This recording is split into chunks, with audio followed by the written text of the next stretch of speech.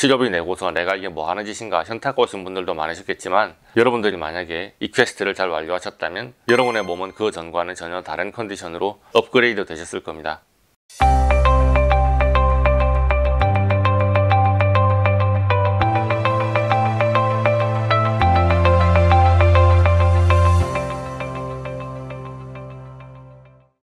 안녕하세요, 명쾌한 최원장입니다. 얼마 전에 질문을 받았습니다. 에스트로겐과 프로게스테론, 호르몬 바이알 두 개를 섞어서 동시에 치료하기, 이런 내용이 유튜브에도 블로그에도 없는데 이런 진료는 어떤 의미가 있는 걸까요? 이렇게 물으시더라고요. 제가 유튜브 채널을 운영하면서 아무도 궁금해하지 않는데 나 혼자 이런 내용을 영상으로 올리는 게 의미가 있나 싶어 이야기하다 많은 경우가 있습니다. 조회수가 별로 없거나 댓글이 없다는 건 관심이 없다는 뜻인데, 제가 굳이 심화 내용을 더 설명하며 고생할 필요가 없다는 생각이 들어서요. 오늘 찍는 이 영상도 그런 종류 중에 하나입니다. 1년 반 전에 치료에도 레벨이 있다, 그런 이야기를 하면서 같은 항목의 치료를 여러 번 반복하게 되는 상황을 두 가지 정도 설명했습니다. 그런데 사실은 두 가지가 아니라 세 가지입니다. 오늘 영상은 그 두 영상 다음 3탄인 거죠. 제가 이 영상을 눈치껏 뺐었는데 명쾌한 패밀리 한 분께서 치료 프로토콜에 있는데 설명은 안 해주는 구멍이 존재한다는 걸 눈치채시고 질문을 하셨습니다. 제 글과 영상을 다 보시고 웬만큼 다 이해하지 못하셨다면 할 수 없는 질문이길래 기쁜 마음으로 오늘 영상을 찍어봅니다. 그 기념으로 좋아요, 구독, 알림 설정도 부탁드립니다. 여러분의 좋아요, 구독이 절대 아깝지 않은 센세이셔널한 내용이거든요. 자, 같은 항목에 대한 알러지 치료를 반복하게 되는 상황, 첫 번째가 뭐였냐? 컴포넌트 치료입니다. 초진 때 검사하는 토탈 78 항목은 대표 물질에 관련 물질을 섞은 혼합 성분인데요. 그렇게 해야 광범위하게 검사하고 치료할 수 있기 때문에 그런 방식을 썼지만, 대표 항목에 대한 알러지 치료는 성공했는데 하부 항목의 컴포넌트에 알러지가 아직 남아있는 경우가 있을 수 있습니다. 쉽게 말해서 칼슘 믹스 알러지는 치료가 잘 됐는데 우유나 버터에 대한 알러지는 다 치료되지 않고 남아있는 경우가 있을 수 있다는 거죠. 평생 안 먹을 거라고 하면 그냥 넘어가겠지만, 우유와 유제품은 너무 중요한 항목이니 웬만하면 추가 치료를 하시라고 했을 겁니다. 이것을 우리가 컴포넌트 치료라고 불렀죠. 자, 두 번째가 뭐였냐 하니 컨비네이션 치료입니다. 우유도 알러지 패스했고 커피도 알러지 치료 다 했는데 우유와 커피가 섞인 라떼의 알러지가 살아있는 경우가 있습니다. 물론 알러지가 없을 수도 있죠. 사람마다 다 다릅니다. 환자분의 뇌가 각각 괜찮았으니까 섞어도 괜찮아, 이렇게 쿨하게 판단한다면 알러지가 없이 괜찮은 겁니다. 그러나 상위 1%, 왕까칠의 극예민한 환자분의 뇌 캐릭터라면 아주 예민한 항목에 대해서는 컨비네이션 된 정보를 신규 정보로 분류하고 알러지 경향성을 보일 수도 있습니다. 그래서 불편감이 있는 경우에는 여러 항목이 섞인 조합의 알러지 유무를 꼭 확인해야 하고 필요하다면 치료해야 한다고 말씀드렸습니다. 이게 컨비네이션 치료였죠.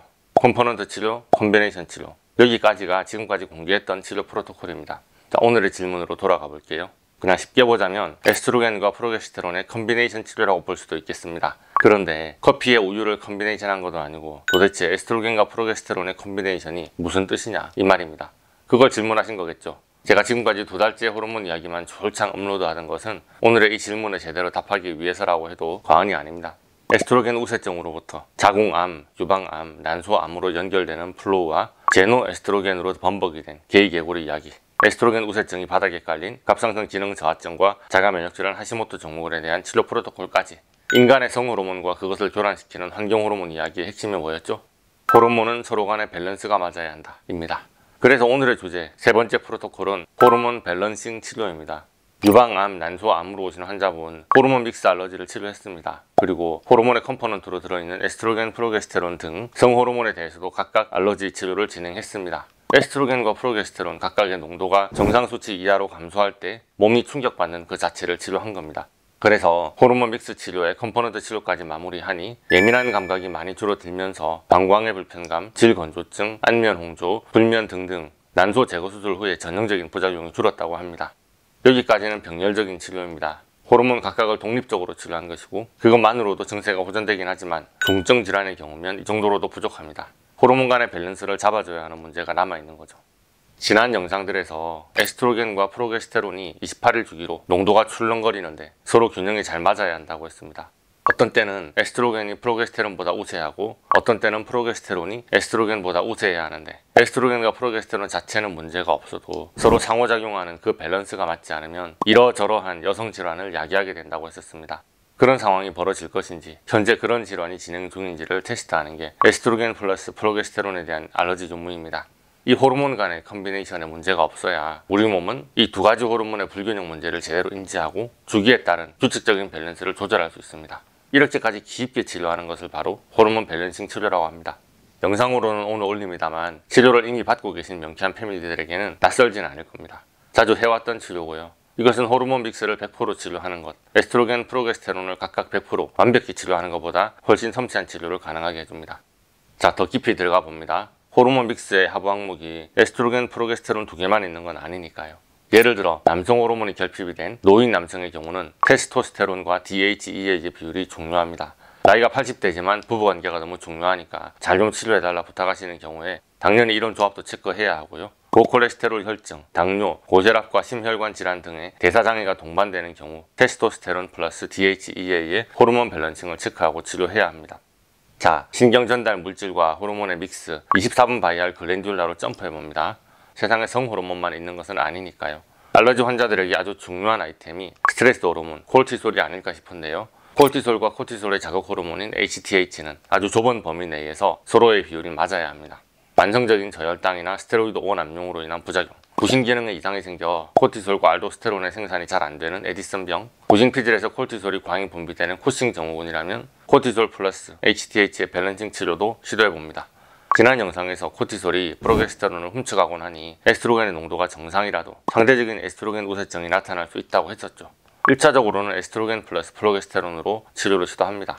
그러나 자율신경실조증이나 우울증, 조현병 증상들이 동반되는 경우라거나 다낭성 난소증후군으로 DHEA의 생산이 과도한 경우, 갱년기 여성의 대사증후군의 위험이 높아지고 있다면 코르티솔 플러스 DHEA의 밸런싱 치료도 추천할 만합니다.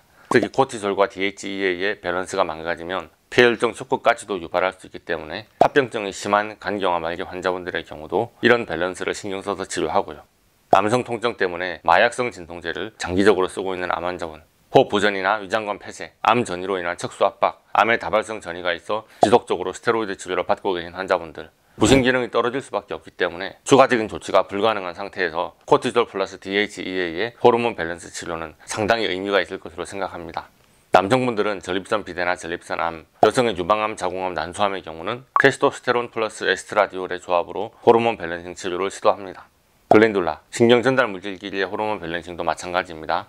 도파민 플러스 세로토닌, 자극적인 중독을 찾아 헤매는 현대인들, 알코올이나 담배뿐 아니라 미디어나 게임 중독에 시달리는 청소년들에게도 정말 중요한 치료가 될 것으로 보이죠. 아드레날린 플러스 노르아드레날린, 가바 플러스 세로토닌, 가바 플러스 도파민, 가바 플러스 글루타민 등의 밸런스는 무척이나 중요하며 이런 호르몬 밸런싱이 망가지는 문제로 인한 각종 질환을 치료할 수 있는 아주 중요한 실마리가 될 수 있거든요. 자, 오늘 이런 이야기 굳이 영상으로 찍고 싶지 않았습니다. 왜냐하면 이런 호르몬 밸런싱 치료라는 컨셉 자체가 의학적으로는 없는 개념이기 때문입니다. 병의원에서는 이런 호르몬의 불균형을 다 약으로 조절하려고 합니다. 그런데 잘 생각해보세요. 생체에서 작용하는 호르몬의 농도는 나노그램에서 피코그램 단위입니다. 에스트로겐이 우세해서 엄청난 암이 유발된다고 지난 영상에서 그렇게 무섭게 겁을 주더니만 없어서 문제고 또 많아서 문제라는 그 호르몬들의 농도가 혈액 1cc당 10억분의 1, 1조분의 1g의 수준입니다. 너무 적은 양이죠. 이 미세하고 섬세한 저울추를 흔들리지 않게 실시간으로 잘 맞추는 것이 여성의 건강을 유지하는 데 참으로 중요하단 말인데 우리는 호르몬제 알약을 덜컥덜컥 먹고 있습니다. 어느 날은 늦고 어느 날은 바빠서 까먹고 건너뛰고 괜찮은 것 같다 싶으면 임의로 한동안 안 먹기도 합니다. 다른 문제로 병원에 가서는 호르몬제 복용 중이다 말씀을 빼먹고 다른 약물과 막 겹쳐서 드시기도 합니다. 이게 좋다더라 누가 하는 말을 듣고서 호르몬 분비를 자극하거나 억제할 수 있는 또 다른 영양제나 건강기능식품을 아무 생각 없이 과량 복용하기도 하시고요. 이런 것들이 다 전반적으로 영향을 미치는 줄 모르시니 병원 주치의에게 고지하지도 않으시고 호르몬 수치가 출렁거린다고 호르몬제만 바꾸고 알약 개수만 바꿔서 또 복용하십니다. 이런 컨셉의 접근법으로 이렇게 섬세한 인간의 호르몬 대사 시스템을 잘 조절할 수 있겠냐, 오히려 더 망가지지 않겠냐, 저는 그런 생각도 듭니다. 그래서 인위적인 호르몬제 섭취보다는 몸이 스스로 호르몬 밸런싱을 회복할 수 있도록 자극해줄 수 있다면 그거보다 좋은 방식은 없겠다라고 생각합니다. 그것을 구현해내는 방식이 명쾌한 알러지 치료였고요. 바이알을 손에 쥐고 초나 치료를 통해서 경락의 기흐름을 열어주는 방식이 겉으로 보기에는 아주 우스워 보입니다.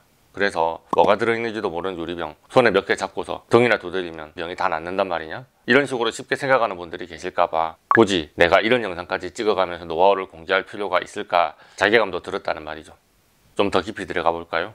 성호르몬의 집합체 호르몬 믹스에 신경전달 물질과 조수의 집합체 글랜듈라 믹스의 호르몬 밸런싱, 이건 어떨까요? 자, 머리끝부터 발끝까지 작용하는 신체 대사 과정을 조율하는 명령어들의 신호 체계를 전체 재부팅하는 듯한 치료입니다. 무슨 소린지 몰라도 힘들겠다는 생각은 들죠. 영현이 힘들어서 컴플레인 하셨던 분들이 당연히 많으셨고요. 비유를 해보자면 전 세계를 강타한 잘나가는 MMORPG 게임이 있었는데 전체 게임을 프로그램 소스 코드 차원에서 다 개편하라, 실시간으로 업데이트하면서 서버를 닫지도 말고 온라인 용자를 다 받아줘라, 게임회사 사장님이 뭐 이런 종류 명령을 내렸다고 생각해 보겠습니다. 이게 뭐야, 이런 짓을 누가 합니까? 차라리 게임 하나를 새로 만들고 말죠. 전 직원이 몇 달 야근하는 걸로 끝날까요? 야, 이거는 퇴사각이다 싶은데요. 호르몬 믹스 더하기 그랜듈라 믹스, 그 알러지 치료가 딱 그런 느낌 아니겠습니까? 우리 몸은 퇴사도 없고 퇴근도 없습니다. 알러지를 치료하라고 명령어를 넣었든지 말든지 우리 몸은 숨을 쉬고 소화도 하고 말도 하고 잠을 자고 생각하고 근육은 수축과 이완을 반복하는 걸 멈출 수가 없습니다. 그 생체 반응을 유지한 상태로 머리끝부터 발끝까지 모든 신경전달 시스템의 명령어를 이상적인 상태로 재조정하라고 하네요. 급하게는 25시간 간격으로 그 명령어를 반복해서 몸에 전달하고 있습니다. 자, 그래서 우리 스태프들이 명치한 알러지 치료를 설명하면서 유리병 잡고 등 두드리고 침 10개 맞고 누우시던 것 치고는 제법 힘드실 겁니다 라고 초진에 경고를 하는데요. 힘들었던 이유가 이해가 되셨을까요? 치료비 내고서 내가 이게 뭐 하는 짓인가 현타가 오신 분들도 많으셨겠지만, 여러분들이 만약에 이 퀘스트를 잘 완료하셨다면 여러분의 몸은 그 전과는 전혀 다른 컨디션으로 업그레이드 되셨을 겁니다. 그래서 제가 자주 말씀드리죠. 여러분의 인생은 명쾌한 한의원을 알기 전과 후로 나뉠 거라고 말이죠. 저는 약 1만 개 이상의 정보 바이어를 가지고 있습니다. 여러분이 보시면 아시겠지만 제가 가지고 있는 이 정보로는 무한대 조합의 치료가 가능합니다. 물론 여러분께서 명쾌한 한의원을 영원히 떠나지 말고 무한대의 치료를 받으라고 말씀드리는 것은 아니죠. 여러분이 현대의학적으로 대처법이 없는 각종 질환들에 대해서 전혀 의학적이지 않은 한의학적 방식으로 전혀 상상하지 않았던 신체 재조정 프로그램이 가능하다는 말을 하는 것입니다. 이런 치료는 알러지 치료의 기본 과정을 마무리하고 웬만한 컴포넌트 컨비네이션 치료로 완료하신 분들만 받을 수 있습니다. 1차원을 넘어선 좀 더 상위 차원의 치료법이니까요. 이런 내용을 여러분이 알러지 치료를 여러 번 반복해서 받아야 하는 이유, 이 정도의 썸네일 안에 가두고 싶지는 않았습니다. 그래서 두 해가 바뀌는 동안 영상을 안 올리고 비비적거렸나 보네요. 물론 이 다음 차원의 치료도 존재합니다. 언젠가 기회가 되면 그런 치료 기법에 대해서도 구독자 여러분들에게 소개해드릴 기회가 있었으면 좋겠습니다.